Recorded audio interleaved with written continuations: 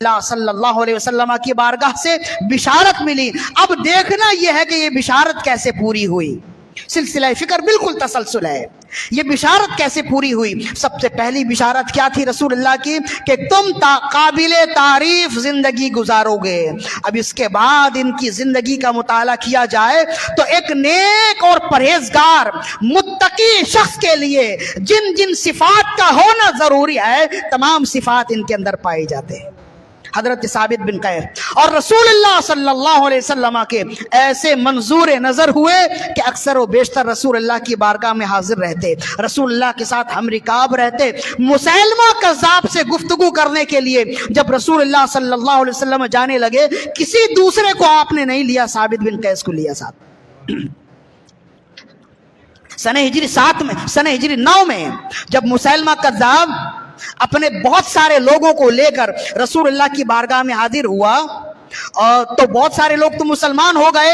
جب رسول اللہ صلی اللہ علیہ وسلم نے جب آپ کی بارگاہ میں حاضر ہوا تو آپ نے اس کے لیے خیمہ مقرر کیا. فرمایا اسے بھی اس خیمے میں رہنے کے لیے جگہ دو, قیام دو, کھانے پینے کا اہتمام کیا. بہت دور سے آیا ہوا تھا تو ظاہر ہے کہ مہمان نوازی تو عرب کا حصہ ہے, تو رسول اللہ صلی اللہ علیہ وسلم نے مہمان نوازی میں کوئی کسر نہیں آپ نے اٹھا رکھی. چنانچہ تمام مہمان نوازی کے تمام اصول جو ہیں اس پر عمل کیے گئے. جب مسیلمہ کذاب کی تھکاوٹ دور ہو گئی تو کہتے ہیں کہ رسول اللہ صلی اللہ علیہ وسلم ہر ایک کے خیمے میں جاتے, اس سے ملتے, ملاقات کرتے, حال چال لیتے اور آنے کا غرض پوچھتے, آنے کا مقصد کیا ہے پوچھتے. اسی طرح پوچھتے پوچھتے مسیلمہ کذاب چونکہ اپنے قبیلے کا سردار تھا, مسیلمہ کذاب جس نے نبوت کا دعویٰ کیا تھا, یہ رسول اللہ کے زمانے میں ہی اس نے نبوت کا دعویٰ کر دیا تھا.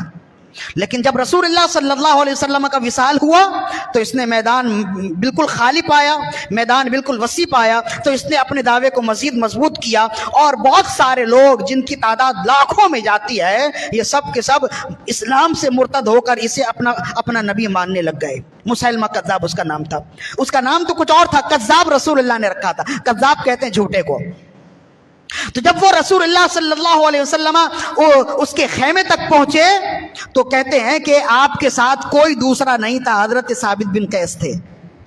انہیں ساتھ لے کر گئے اور رسول کریم صلی اللہ علیہ وسلم کے ہاتھ میں ایک چھڑی تھی. رات کی تاریکی کی وجہ سے آپ نے ایک چھڑی لے لی تھی ہاتھ میں. تو کہتے ہیں جب آپ اس کے خیمے میں گئے اور آپ نے اس سے پوچھا کہ کس غرض کے لیے آئے, کس مقصد کے لیے آئے ہو, تو کہنے لگا میں آپ پر مسلمان ہو جاؤں گا, میں کلمہ پڑھ دوں گا. ایک شرط یہ ہے کہ آپ یہ اعلان کر دیں کہ آپ کے بعد نبوت مجھے ملے گی, میں آپ کا نائب بنوں گا. یا تو آپ یہ اعلان کر دیں یا زمین کا آدھا حصہ مجھے دے دیں, آدھا حصہ آپ رکھ لیں. یعنی کہ دو باتیں ہیں, یا تو ابھی نبوت میں آدھو آدھ کر لیں, آدھی نبوت آپ کی آدھی نبوت میری ہو جائے گی, یعنی میں اپنے علاقے کا نبی ہو جاؤں گا, آپ اپنے علاقے کا نبی ہو جائے, العیاذ باللہ. یا پھر یہ اعلان کر دیں کہ آپ کے بعد نبوت وہ ہوگا, نبوت اسے ملے گی, وہ اللہ کا نبی ہوگا. تو رسول اللہ صلی اللہ علیہ, ظاہر ہے کہ یہ انتہائی نازیبہ گفتگو تھی, انتہائی تہذیب سے ہٹی ہوئی بات تھی, وہ بھی اللہ کے نبی کی بارگاہ میں, اللہ کے نبی کے دربار میں. تو رسول اللہ صلی اللہ علیہ وسلم کو انتہائی جلال آیا اور تو آپ نے فرمایا نبوت تو بہت بڑی بات ہے, اگر تم میرے ہاتھ سے یہ چھڑی بھی مانگو گے تو میں نہیں دوں گا.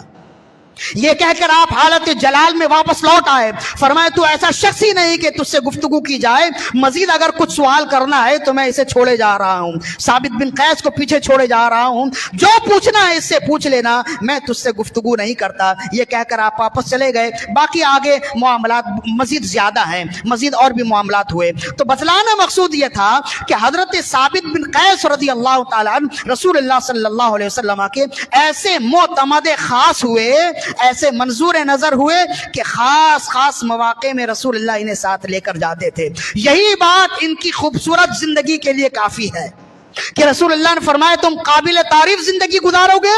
تو رسول اللہ کا منظور نظر ہو جانا, رسول اللہ کا معتمد خاص ہو جانا, یہ سب سے بڑی بات ہے, سب سے بڑی دلیل ہے اس بات کی کہ آپ نے قابل تعریف زندگی گزاری. تو پہلی بشارت مکمل ہوئی رسول اللہ صلی اللہ علیہ وسلم کی.